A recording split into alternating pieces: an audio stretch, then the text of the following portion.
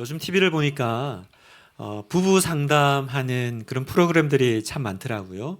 부부 이렇게 어려운 가정에 있는 또 어려운 자녀들을 키우는 하여튼 여러 가지로 이제 문제가 있는 그 가정들이 나와서 이렇게 상담받고 또 현실 그대로 리얼리티 TV로 보여주잖아요.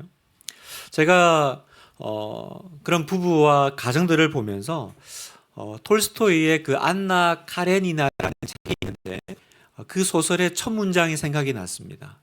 여러분 소설마다 이 첫 문장이 되게 중요하거든요. 안나 카레니나의 첫 문장은 이렇게 시작합니다. 행복한 가정은 모든 비슷한 이유로 행복하지만 불행한 가정은 저마다의 이유로 불행하다. 무슨 말이냐면 행복한 가정은 다 비슷하게 그렇게 또 이유가 있지만 불행한 가정은 각 가정마다 다 자기들만의 불행한 어떤 원인과 이유를 가지고 있다라는 거죠. 제가 그 프로그램들을 보면서 또 각 가정들을 보면서 다 사연들이 다르잖아요. 각 가정마다 부부마다 힘들고 어려운 이유가 있겠더라고요. 그런데 제가 그 가정들, 그 특별히 이제 불편하고 어려운 가정들의 그 공통점을 하나 발견했습니다. 이유와 원인들은 다 다른데 공통점이 있더라고요. 그건 바로 신뢰의 상실이더라고요. 신뢰가 사라져버리는. 이제 서로 간에 더 이상 믿지 못하는 그런 상태가 된 거죠. 그러니까 사연은 다양하지만 결과적으로는 어떻게 되냐면 이제 서로가 믿지 못하는. 그러니까 신뢰를 상실한 상태니까 그때는 이제 무슨 말을 해도 또 어떤 마음을 전해도요, 진심이 이제 전달되지 않는 겁니다.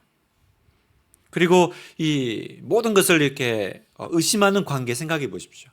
얼마나 불행하겠어요? 무슨 말을 해도 있는 그대로 받지 못하고 난 더 이상 네 말을 믿지 못하겠어. 네가 그렇게 말을 해도 그건 네 진심처럼 느껴지지 않아.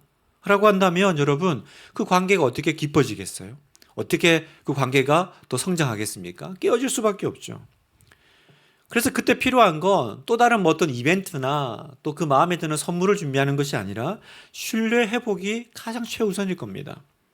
믿고 신뢰할 수 있어야 뭔가 대화도 진전이 될 거고요. 또 어떤 어려움과 또 고난이 와도 함께 돌파할 수 있는 힘이 생기지 않겠어요? 성도 여러분, 우리가 하나님 앞에 나아갈 때도 마찬가지입니다. 여러분, 하나님과 우리 사이에 그 흘러 넘치는 그 축복과 은혜가 있는데 그걸 가로막는 것이 있어요.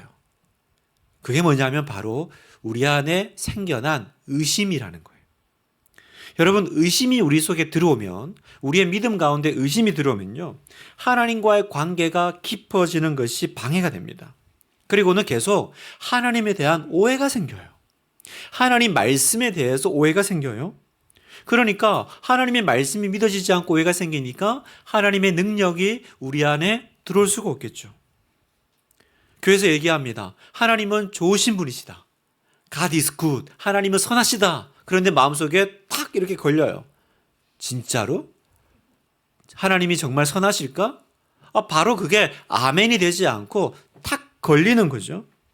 여러분, 믿어지지 않는 자리에 하나님의 말씀이 아멘이 아니라 탁 걸리는 자리에 어떻게 하나님의 은혜가 임하겠어요? 하나님의 어떤 능력도 나타날 수가 없는 겁니다. 그러니까 불행의 시작인 거예요. 오늘 여러분하고 이 내용을 함께 살펴보면서 우리가 다시 한번 우리 안에 가로막혀 있는 그 장애물들을 제거하고 하나님의 은혜가 우리 안에서 흘러 넘치는 밤 되기를 축복합니다. 자, 오늘 우리가 읽은 이 말씀은 창세기의 이제 에덴 동산의 이야기잖아요. 여러분, 에덴 동산이 어떤 곳입니까? 하나님과 사람의 첫 관계가 시작된 곳입니다. 여러분, 에덴의 뜻이 뭔지 아세요? 우리가 에덴 그러는데 에덴의 뜻은요, 기쁨이라는 뜻이에요. 기쁨. 에덴 동산은 기쁨의 동산이죠. 하나님이 우리에게 기쁨을 주시기 위해서 만들어 두신 공간이 바로 에덴 동산입니다.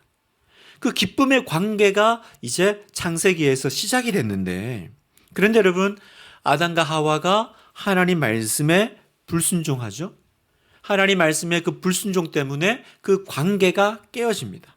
그래서 성경에서는 이걸 죄라고 하는 거예요. 성경에서 말하는 죄의 뜻은 뭐냐면 관계가 끊어졌다, 단절되었다라는 뜻입니다. 그럼 여러분, 왜 관계가 끊어졌어요? 하나님 말씀에 불순종했으니까. 그러면 왜 아담과 하와는 하나님 말씀에 불순종했습니까? 바로 하나님 말씀에 대한 의심 때문이었던 거죠. 하나님의 말씀을 의심하니까 하나님의 약속을 의심하게 되고, 하나님의 그 약속을 의심하니까 하나님의 그 마음과 하나님의 그 진의를 계속 왜곡하게 되는 거죠. 그 왜곡과 의심의 자리에 뭐가 들어왔어요? 사탄이 들어오고 죄가 들어왔던 겁니다. 알다시피 하나님은 아담과 하와에게, 인류의 첫 그 사람들에게 동산 중앙에 있는 선악과는 먹지 말라고 하셨어요. 먹으면 어떻게 됩니까? 다시 말해서 너와 나의 관계는 끊어지고 너는 죽게 될 거야. 그 얘기를 한 거죠. 관계가 끊어진다는 거예요. 그런데 우리가 오늘 읽은 이제 3장에 들어가면 어느 날 마귀가 뱀의 모양으로 하와를 찾아와서 그 하와의 마음에 뭐합니까? 사실은 의심을 불어넣는 거죠. 뭐라고 물어요? 선악과 먹으면 정말 하나님이 죽는다고 말씀하셨어? 진짜 하나님이 그렇게 얘기하셨어? 너무 당연한 거잖아요. 너도 알고 나도 아는 내용입니다. 너무 당연한 걸 너무 새삼스럽게 물으니까 하와가 당황합니다. 너무 당연한데 그걸 갑자기 물으니까 헷갈리기 시작하는 거예요. 제가 전에도 한번 말씀드린 것 같은데, 제가 예전에 그 주일학교 이제 사역자 할 때요, 예수님의 제자가 몇 명이야? 그랬더니 애들이 다 알죠? 12명이요! 막 큰 소리로 자신있게 얘기해요. 근데 제가 그때 앞에 있는 하나님한테 12명이라고? 그랬더니 얘가 뒷머리를 끌적거리면서 7명인가? 당연히 12명인데 한 번만 더 12명? 그랬더니 순간 당황한 거예요. 아닌가? 7명? 이러는 거예요. 하와가 그랬던 것 같아요. 모르는 게 아니거든요. 그런데 너무 당연한 걸 물으니까, 정녕 하나님이 죽는다 그랬는데 뭐라고 그래요? 너희가 죽을까 하노라 하셨느니라, 이렇게 대답해요. 바뀌었죠? 죽는다가 아니라 죽을까 하노라로 바뀝니다. 이게 찬스죠. 그래서 그 마귀가 어떻게 합니까? 사탄이 하와의 마음에 더 큰 의심을 이제 불어넣습니다. 그게 이제 4절 5절 말씀인데 제가 한번 읽겠습니다. 뱀이 여자에게 이르되 너희가 결코 죽지 아니하리라. 너희가 그것을 먹는 날에는 너희 눈이 밝아져 하나님과 같이 되어 선악을 알 줄 하나님이 아심이니라. 무슨 말이에요? 아니야, 안 죽어. 하나님 말 다 믿지 마. 하나님이 너희가 잘 되는 거 그거 보기 싫어가지고 그분처럼 못되게 하려고 못 먹게 하는 거야. 너 지금 속고 있는 거다. 지금 얘기잖아요. 한번 이렇게 하와의 마음에 의심이 딱 들어오니까요, 이제 그때부터 걷잡을 수 없이 흔들리기 시작합니다. 이제는 뭐 누구 말이 뭐 진짜인지도 모르겠어요. 하나님 말이 진짜인지 마귀 말이 진짜인지 모르겠고, 그냥 마음은 뭐예요? 혼란과 혼돈의 자리입니다. 생각을 해보는 거예요. 아니, 하나님처럼 되는 건 좋은 거 아닌가? 하나님처럼 되는 건 좋은 거잖아. 그런데 왜 하나님이 나 사랑하신다 그러면서 왜 그 좋은 거는 막으시지? 주면 다 주지. 왜 또 그 나무 하나는 못 먹게 막아놓은 거야? 하나님 좋은 분 맞아? 나 진짜 속아서 이 자리에 있는 거 아니야? 성도 여러분, 왜 마귀는 하와에게 그 많은 것 중에 하필이면 굳이 선악과를 먹고 하나님처럼 되라고 했을까요? 그 많은 시험과 유혹 중에 왜 선악과를 따먹고 하나님처럼 되봐라고 했습니까? 진짜 아담과 하와를 위해서 해줬던 권면입니까? 아니죠. 마귀는요, 하나님처럼 되려고 했을 때 얼마나 비참한 벌을 받는지 누구보다 잘 알고 있는 사람입니다. 왜냐하면 자기가 그 장본인이잖아요. 그 당사자잖아요. 그러니까 마귀가 지금 아담과 하와에게 이 유혹을 한 거는 노린 건 하나예요.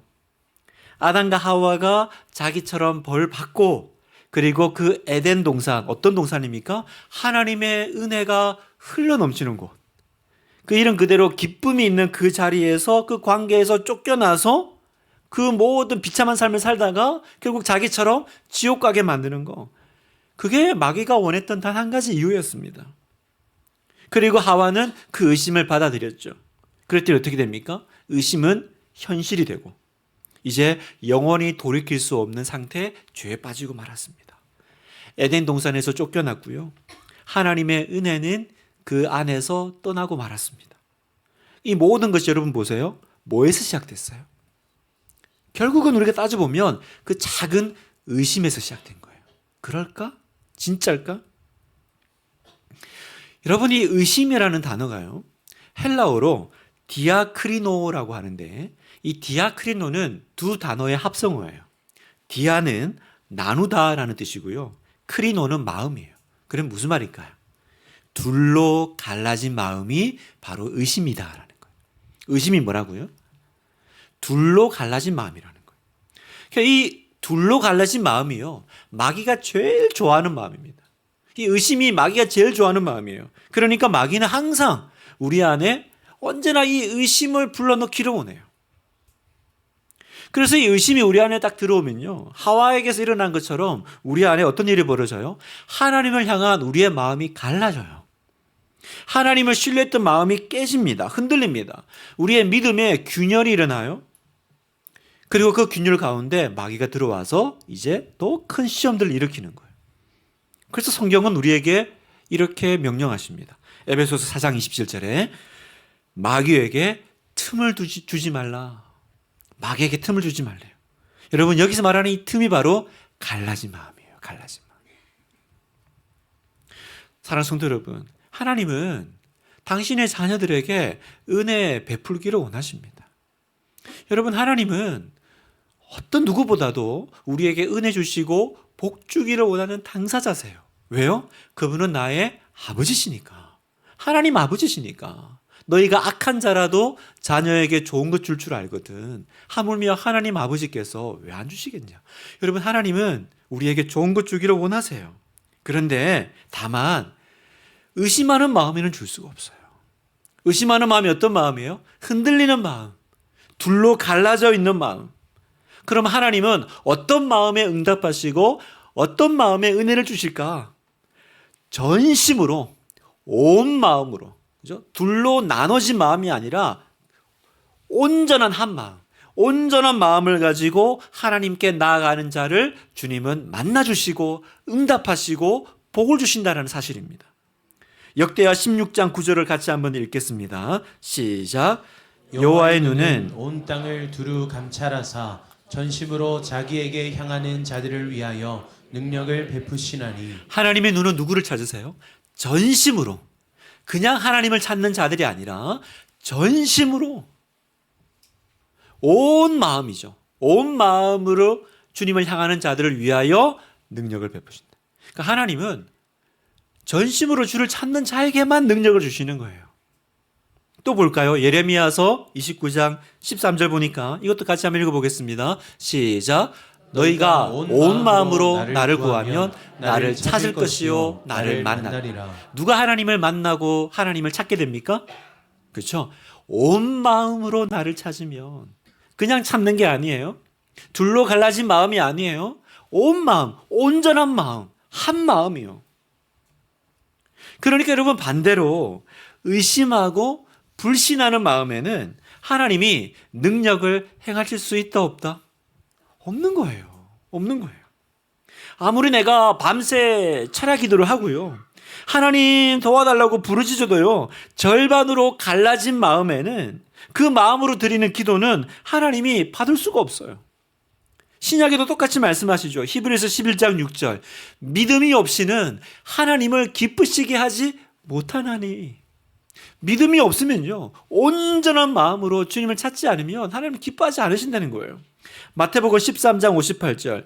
그들이 믿지 않음으로 말미암아 거기서 많은 능력을 행하지 아니하시니라. 행하지 아니하셨지만 사실은 행할 수가 없었던 거예요. 이유는 뭐예요? 믿지 않음으로 말미암아. 성도 여러분, 기억하십시오. 마귀가 제일 좋아하는 마음이 뭐라고요? 둘로 나눠진 마음, 의심하는 마음이에요. 반대로 하나님이 제일 기뻐하는 마음은 어떤 마음이라고요? 온전한 마음, 온 마음, 전심. 그러면 사랑하는 성도 여러분, 이제 우리가 어떻게 하나님을 찾아야 될까요? 여전히 의심하면서 주저하면서 우물쭈물하면서 그럴까? 진짜일까? 마귀가 우리에게 어떤 의심의 단서들을 던질 때마다 하와가 흔들렸던 것처럼 진짜 그럴까? 그럴까? 여러분 그 마음에는요 하나님의 그 흘러넘치는 은혜가 임할 수가 없는 거예요. 그래서 성경에 보면 우리에게 언제나 하나님은 이 마음을 촉구하세요. 온 마음으로 하나님을 찾으라고. 여러분 성경에 보면 그 모세 후계자 요수아가 있는데 요수아가 이제 나이가 많아서 이제 작별의 시간이 옵니다. 그리고 그 성경에 보면 이제 마지막 이스라엘 백성들에게 그 고별 설교를 해요. 고별 연설을 합니다. 그러면서 이스라엘 백성들에게 도전을 해요. 뭐라고 도전하냐면 요수아 24장 15절을 볼까요? 제가 읽겠습니다. 만일 여호와를 섬기는 것이 너희에게 좋지 않게 보이거든 너희 조상들이 강 저쪽에서 섬기는 신들이든지 또는 너희가 거주하는 땅에 있는 아모리 족속의 신들이든지 너희가 섬길 자를 오늘 택하라. 오직 나와 내 집은 여호와를 섬기겠노라 하니. 여호와를 섬기겠노라 하지만 정확히 말하면 여호와만 섬기는 거죠. 그렇죠? 여호와만. 누구를 섬길지 택하라라고 합니다. 이 도전 앞에 이 얘기를 들은 이스라엘 장로들은요. 우리가 어떤 대가를 치르더라도 우리는 하나님만 따르겠습니다라고 합니다. 18절에 보니까 여호와께서 그 모든 백성들과 이 땅에 거주하던 아모리 족속을 우리 앞에서 쫓아내셨습니다. 그러므로 우리도 여호와를 섬기리니 그는 우리의 하나님이시니라 하니라. 우리도 여호와를 섬기리니 고백을 하죠. 너무 좋죠. 여기까지만 보면 참 모든 것이 순조롭게 가는 것 같아요. 그런데 문제는 그 결단이 오래 가지 않았다라는 거예요. 요수아는 처음부터 끝까지 언제나 온 마음이에요. 둘로 나눠지지가 않아요. 언제나 그냥 온전한 마음으로 하나님께 헌신적이었다면 이 장로들의 마음은요. 이때는 온전해 보이는데 시간이 갈수록 타협하는 마음이 됩니다. 의심하는 마음이 됩니다. 그래서 이 장로들의 신앙은요. 이 백성들의 신앙은 성경에 보면 요수아가 살아있을 동안에만 유효해요.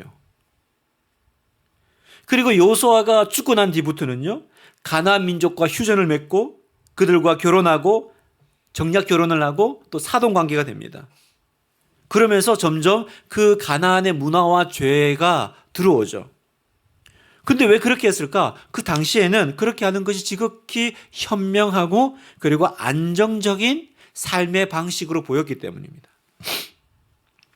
24장 31절 보니까 이스라엘이 요수아가 사는 날 동안과 요수아 뒤에 생존한 장로들 곧 여호와께서 이스라엘을 위하여 행하신 모든 일을 아는 자들이 사는 동안 여호와를 섬겼더라. 사는 동안만 섬긴 거예요. 마치 우리 자녀들이 부모님과 함께 있을 때는 교회를 나와. 부모님 집에 살 때는 뭐 주일학교도 가고 성경도 읽어요. 그러나 이제 대학을 가고 독립하면 하나님을 떠나는 것처럼 그렇게 바뀌는 거예요. 그랬더니 어떻게 됐냐? 내 세대가 상황에 맞게 타협하는 신앙을 가니까 다음 세대는 어떤 일이 벌어지는지 보세요. 이제 사사기로 넘어가면 사사기 2장 10절에 그 세대의 사람도 다 그 조상들에게로 돌아갔고 그 후에 일어난 다른 세대라고 합니다. 다음 세대가 아니라 다른 세대는 여호와를 알지 못하며 또 12절에 보면 애굽 땅에서 그들을 인도하여 내신 그들의 조상들의 하나님 여호와를 버리고 그다음 어떻게 해요? 다른 신들 곧 그들의 주위에 있는 백성의 신들을 따라 그들에게 절하며 여호와를 진노하시게 하였느니라. 무슨 일이 벌어졌어요? 하나님을 전혀 모르는 전혀 다른 세대가 탄생하게 된 거예요. 정리하면요. 요수아는 온 마음으로 하나님을 쫓았습니다. 온전한 마음으로. 언제나 요수아는 헌신적이었어요. 그러나 그 장로 세대, 그 요수아 다음 세대는요. 어떤 마음이에요? 둘로 나눠진 마음이었어요. 타협하는 신앙이었어요. 그랬더니 그 다음 결과는 뭐냐면 다른 세대가 나온 거예요. 요수아는 헌신했습니다. 장로들은 타협했습니다. 그랬더니 다음 세대는요. 하나님을 대립하는, 대적하는 세대가 등장했다는 거예요. 그래서 영적 도약의 경험이라는 그 책에 보면 브루스 윌킨스 목사님은요, 요수와 장로들, 자손들의 태도를요, 새 의자로 비유합니다. 이 의자가, 각각의 의자가 하나님을 반응하는 우리의 태도다라는 거예요. 그래서 첫 번째 의자가 바로 요수아의 의자예요. 이 의자는 어떤 의자냐면 헌신의 의자입니다. 내가 구원받았을 뿐만 아니라 하나님의 권위와 인도하심에 흔쾌히 100% 순종합니다. 하나님, 저는 온 마음으로 하나님을 찾습니다. 저는 온전히 하나님만 의지합니다. 이렇게 고백하는 신앙이에요. 두 번째 의자가 있죠. 장로들의 의자입니다. 이 의자는 타협하는 의자입니다. 입으로는 하나님을 말해요. 그러나 마음의 왕자에는 하나님이 아니라 자기가 왕으로 앉아 있습니다. 구원은 받았지만 어디까지 그분을 따라야 될지 결정적인 순간이 되면 결단하지 못하는 사람입니다. 그러니까 세월이 흐르면요, 결국은 어떻게 돼요? 하나님을 모르는 사람하고 별 구별이 없는 상태에 전락할 가능성이 굉장히 큰 사람들이죠. 이 사람은 이렇게 얘기해요. 아, 신앙 좋죠. 그런데 꼭 그렇게까지 믿어야 하나요? 이렇게 말하는 부류가 바로 이 두 번째 의자에 앉아있는 타협의 사람이라는 거예요. 세 번째 의자가 있습니다. 바로 대립의 의자입니다. 이 사람들은요, 하나님께 인격적으로 반응한 적이 없는 사람입니다. 자신을 교인 정도로 여기는 상태죠. 끝까지 하나님과 불화하고 하나님의 뜻을 거부합니다. 이 사람들이 이렇게 얘기해요. 꼭 하나님 말씀대로 살아야 됩니까? 꼭 100% 그렇게 순종해야 되나요? 자, 여러분, 잘 보세요. 우리 모두는 어쨌든 이 세 의자 중 하나에 앉아 있습니다. 그러면 영적인 변화는, 하나님의 흘러넘치는 은혜는 어떤 의자에 임할까요? 성경 더 열심히 읽는 의자요? 교회 열심히 출석하는 의자요? 그럴 수 있습니다. 그러나 둘로 나눠진 마음, 타협하는 태도를 버리지 않으면요, 아무런 변화가 일어나지 않아요. 뿐만 아니라 나도 그걸 누리지 못할 뿐만 아니라 내 뒤에 세대는 어떤 세대가 와요? 하나님을 전혀 모르는 세 번째 의자가 등장한다는 거예요. 그러니까 지금 오늘 한국 교회 안에, 우리 지금 이 교회 안에 이 다음 세대가 지금 끊어지고 있죠. 주일학교 없는 교회 많습니다, 요즘. 아이들 보기가 쉽지 않아요. 이게 저출산의 문제뿐만 아니라 더 이상 젊은 세대가 교회를 오지 않아요. 하나님 찾지 않아요. 왜 그렇습니까? 우리가 장로 세대가 된 거예요. 요수아처럼 온 마음이 아니라 타협하는 신앙을 우리가 선택해 살아왔기 때문에 우리를 보고 자라는 세대는요, 이제 하나님을 대립하는 세대가 되어버린다. 왜 우리가 이렇게 타협하게 됐을까요? 왜 우리는 요수아의 길을 가지 못할까? 왜냐하면 하나님 믿고 하나님 자녀로 살다가 삶에서 힘든 일 만났기 때문에 그래요. 심한 고난을 겪고요, 또 마음이 또 상하는 일을 만나게 되는 거예요. 그럼 그때 우리의 마음이 상처를 입어요. 우리의 마음에 그 하와의 마음처럼 둘로 갈라진 마음이 생긴다는 거예요. 고통이 길어져요. 기도를 해도 응답이 더디게 되면 이제는 내가 하와처럼 하나님의 말씀도 하나님의 사랑도 의심하게 되고, 앞에서 목사님이 설교로 뭔 얘기를 하나님 말씀을 전해도 저게 진짜일까? 정말 하나님이 저렇게 진짜 좋으신 분일까? 의심하게 되고요. 나중에는 하나님이 나 같은 사람 관심이 있으신지 없으신지, 나중에는 하나님이 전능하시다 그러는데 그 전능하심마저도 의심스러운 상태로 들어가더라는 거예요.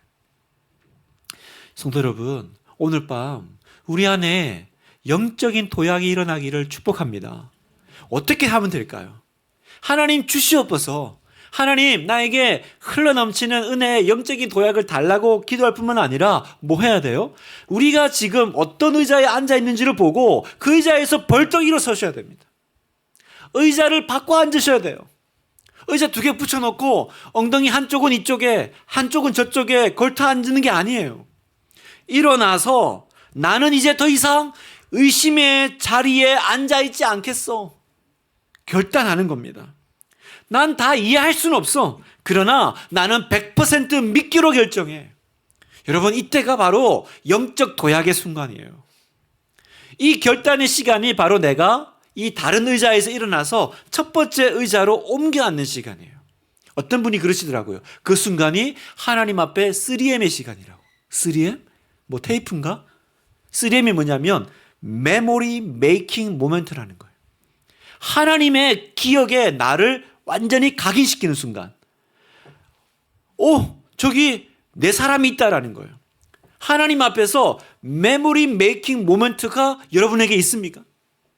다 이해되지 않아요. 다 납득이 되지 않지만 나는 더 이상 의심하는 자리에 있지 않겠어. 나는 하나님을 믿겠어라고 일어나는 순간이 바로 3M의 시간이라는 거예요. 하나님께 메모리 메이킹 모멘트가 되는 시간. 사랑하는 성도 여러분, 더 이상 이러지도 저러지도 못하는 그 둘로 나눠진 마음, 의심의 마음을 오늘 밤 완전히 청산하기를 축원합니다. 믿어야 되는 건지 믿지 말아야 되는 건지 하나님이 역사하실 건지 아닐 건지 여러분 지연되고 응답이 더디고 또 내가 고난 가운데 마음에 상함이 있더라도요, 내 안에 오늘 밤 아니다, 이때가 바로 내가 하나님께 메모리 메이킹 모멘트를 만들어야지, 하나님께 나를 각인시킬 너무 중요한 시간이야, 그 자리로 들어가는 여러분 되기를 축원합니다. 내가 그 의심의 마음을 버리고요, 그리고 내가 이제 결단하면 온전한 마음을 회복하면요, 우리 안에 이제 돌파의 능력이 생깁니다. 뭐가 생긴다고요? 돌파의 능력이 생기는 거예요. 브레이크스루가 생기는 거예요. 더 이상 뭐 우물쭈물하면서 의심과 회의에 가득 찬 태도로 인생을 낭비하지 않기로 내가 결심할 수 있습니다. 혹시 여러분 안에 이런 마음 품고 계신 분 있으세요? 난 이 일에 적합한 사람이 아니야. 하나님, 저는 맡겨진 일을 감당할 능력이 없습니다. 이런 마음이요. 저 같은 사람은 그냥 가만히 있는 게 돕는 거더라고요. 아무도 나를 별로 좋아하는 것 같지가 않아요. 나는 환영받지 못하는 사람입니다. 사람들이 날 부담스러워합니다. 나도 좀 그렇게 생각됩니다. 동의가 됩니다. 그런 마음을 가지고 있는 분들이요. 그러나 여러분, 내가 이 시간 하나님을 향한 그 절대적인 믿음을 결단하면요, 하나님에 대해서도 둘로 나눠지지 않는 마음이 될 뿐만 아니라 또 뭐예요? 나를 향해서도, 나 자신을 향해서도 그렇게 둘로 나뉜 마음으로 살아가지 않게 되더라는 거예요. 여러분 아멘이세요? 나는 하나님 눈앞에 보배로운 존재야. 남들은 내 가치를 몰라도 하나님은 아셔. 왜? 하나님이 나를 선택하셨고 하나님이 나를 창조하셨고 하나님이 나를 이 땅에 보내신 분이잖아.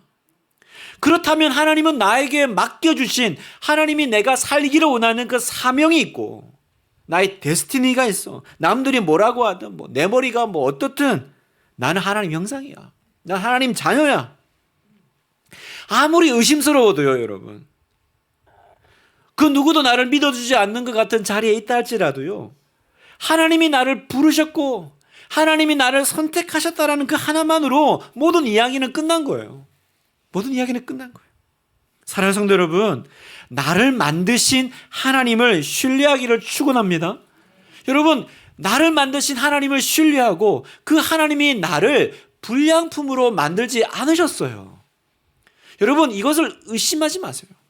여기에 대해서 둘로 마음이 나눠지지 마세요. 여러분, 하나님을 믿으신다면 하나님이 만드신 작품도 의심하지 않으시기를 바라요. 나를 만드신 하나님을 좀 믿으세요. 사업에 좀 실패하고요, 시험에 몇 번 떨어지고 하는 일이 뜻대로 안 될 수 있습니다. 그렇더라도 스스로 자신을 의심하지 마십시오. 여러분은 하나님의 자녀요. 여러분은 하나님의 작품입니다. 여러분 믿으시면 아멘 할까요? 우리 에베소서 2장 10절을 우리 세 번역본으로 같이 한번 읽어보겠습니다. 자, 시작. 우리는 하나님의 작품입니다. 선한 일을 하게 하시려고 하나님께서 그리스도 예수 안에서 우리를 만드셨습니다.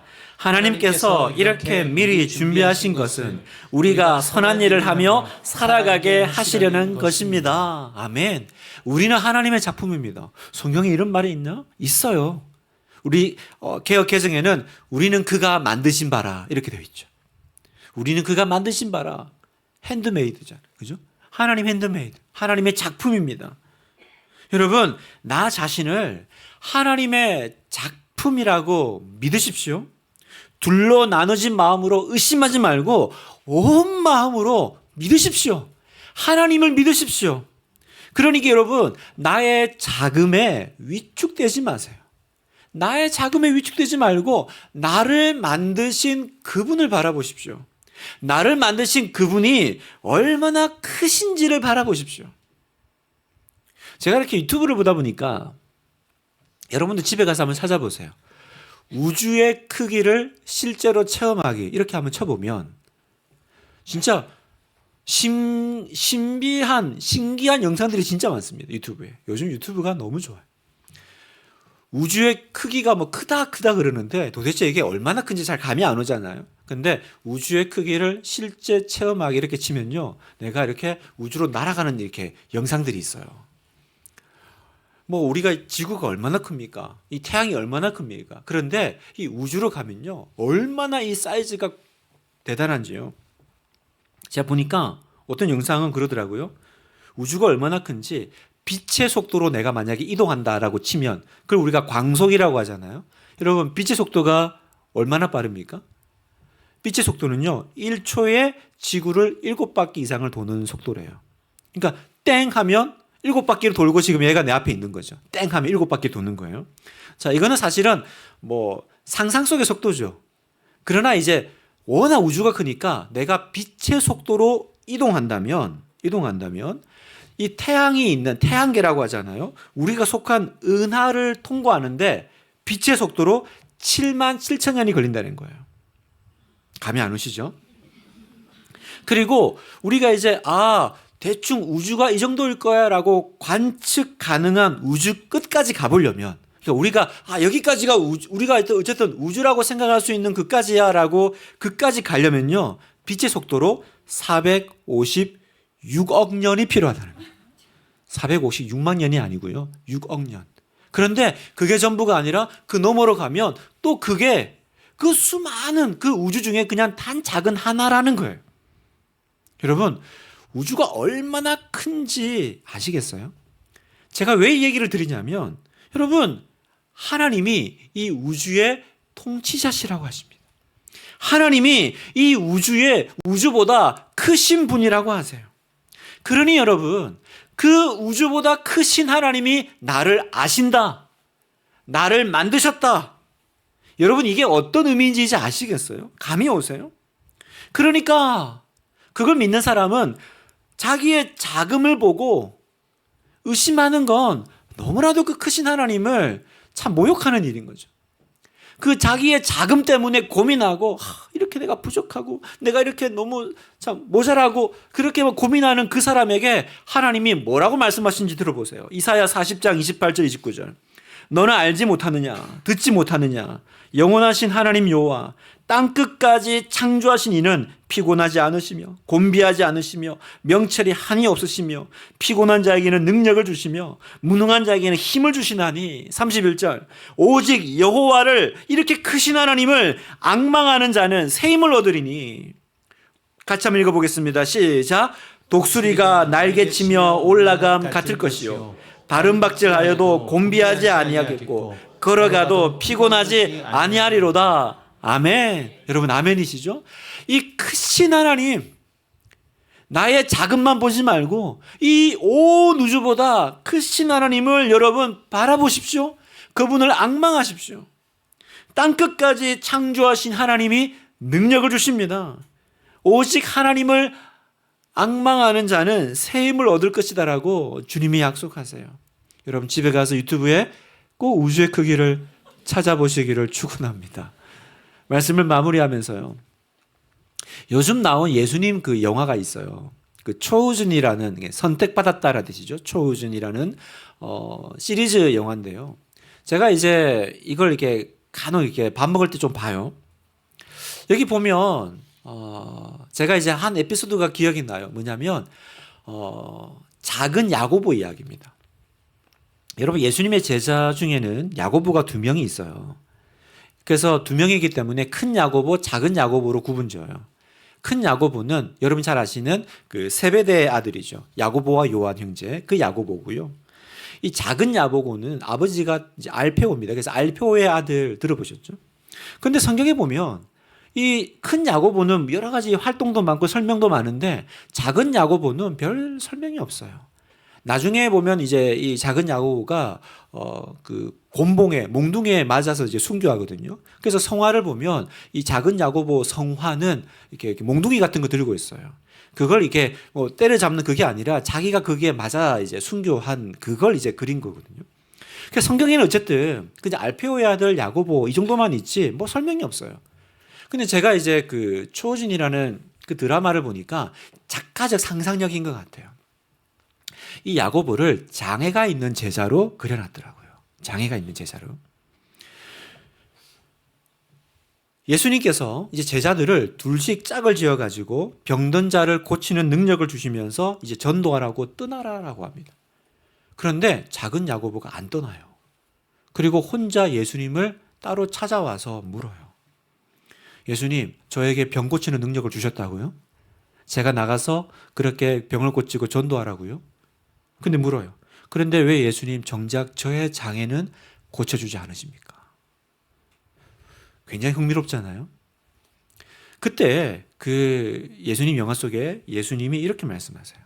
작은 야고보야, 그건 내가 너를 믿기 때문이란다. 그래서 얘기 들어보세요. 많은 사람이 고침받고 나를 믿는다. 아버지의 뜻에 따라 내가 지금 당장 너를 고칠 수 있어. 그럼 너에게 스토리가 될 거야. 하지만 그런 스토리를 말할 사람은 앞으로도 수도 없이 많을 거야. 그러나 너의 스토리는 달라. 너는 이런 몸으로도 하나님을 찬양할 수 있다는 것을 보여줄 수 있어. 모두가 이걸 이해할 수 있는 것은 아니다. 아버지와 내가 그만큼 믿을 사람이 몇이나 될까? 그러니 조금만 더 기다려라. 내 약함이 도리어 널 진정으로 강인하게 만들다라는 것을 깨달았을 때, 이 모습을 견디며 내 이름으로 위대한 일을 행할 때 그 능력은 세대를 넘어 지속될 거다. 너와 같은 사람이 다른 사람을 고친다면 얼마나 멋지겠느냐. 네가 다시 돌아오면 어떤 이야기를 들려줄지 기대가 된다. 그리고 네가 이 땅을 떠나서 하나님을 만날 때 너는 사슴처럼 뛰게 될 거야. 네가 받을 상이 클 거야. 이렇게 얘기하더라고요. 제가 눈물을 흘리면서 받아쳤습니다. 내가 이거는 성경 말씀은 아니지만 뭐 그 정지하면서 정말 그 예수님의 그 대사를요 그대로 다 받아쳤어. 야고보야, 왜 저의 장애를 고쳐주지 않으세요? 그건 너를 내가 믿기 때문이야. 사랑하는 성도 여러분, 오늘 하나님께 서운한 마음이 든다면 이 둘러 나는 이 마음을 온 마음으로 바꾸십시오. 하나님은 전심으로 자기를 찾는 자에게 흘러넘치는 은혜를 주실 줄 믿습니다. 여러분, 오늘 밤 일기장에 쓰시기를 바라요. 나는 더 이상 이제 방황하지 않는다. 나는 이제 100% 헌신의 의자에 앉는다. 이해되지 않으면 괴로워하는 것이 아니라 믿기로 결정한다. 나를 가로막고 있던 어떤 의심의 사슬도 끊어버리고 온 우주보다 크신 하나님을 나는 이제 바라보리라. 2026년 여러분의 삶을 통해서 하나님이 마음껏 일하시고 역사하시는 흘러넘치는 은혜가 있으시기를 주님의 이름으로 축원합니다. 우리 함께 찬양하겠습니다.